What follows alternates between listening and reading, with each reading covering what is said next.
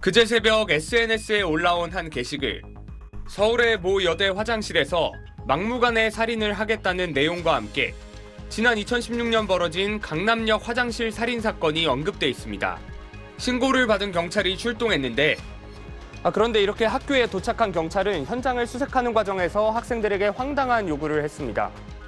제가 복도를 지나가고 있었는데 경찰 세 분께서 여자 화장실에 사람 있는지 확인해달라고 하셔서 몰카 같은 거 확인해달라는 말씀이신 거예요. 학생이 화장실을 살펴보는 사이 경찰은 화장실 문 밖에 서 있었습니다. 아무도 없다고 말하자 경찰관들은 별다른 설명 없이 고맙다고 한 뒤 현장을 떠났습니다. 그리고 몇 시간 뒤 친구로부터 살인 예고글이 올라와 경찰이 출동했었다는 이야기를 전해들은 학생. 정말 큰일 날 뻔한 일이었는데 왜 저한테 그런 일을 시키신지 좀 많이 당황스러웠어요. 모두 3명의 학생이 같은 부탁을 받았습니다. 이에 대해 용산경찰서는 남경이 여자 화장실에 들어가면 인권 침해의 소지가 있어 부득이 대처했다고 해명했습니다. 여경을 동원하지 않은 이유엔 휴일 집회가 많았다고 덧붙였습니다. 하지만 현행법상 경찰관은 사람에 대한 위해를 막기 위해서라면 화장실을 포함해 공개된 장소에 출입할 수 있습니다. 남경이 살인 예고를 한 사람을 확인하기 위해 화장실에 들어가는 것은 정당행위에 해당하여 처벌을 받지 않은 것이 당연한 것이기 때문에 용산경찰서는 해당 경찰관들의 행동이 미숙했다면서도 피해 상황이 발생하지 않아 징계 절차 등은 아직 검토하지 않고 있다고 밝혔습니다. SBS 김지욱입니다. 한 간호장교가 입대한 BTS 진을 만나기 위해 근무지를 무단 이탈해 신병교육대로 찾아간 사실이 드러났습니다.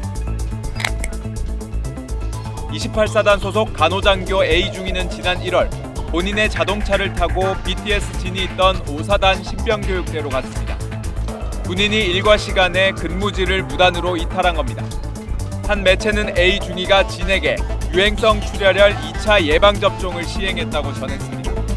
이에 대해 국방부 관계자는 A중위가 근무지를 무단 이탈해 진이 있는 교육대를 방문한 것은 맞다며 진을 실제로 만났는지 예방접종을 했는지 여부는 확인 중이라고 밝혔습니다.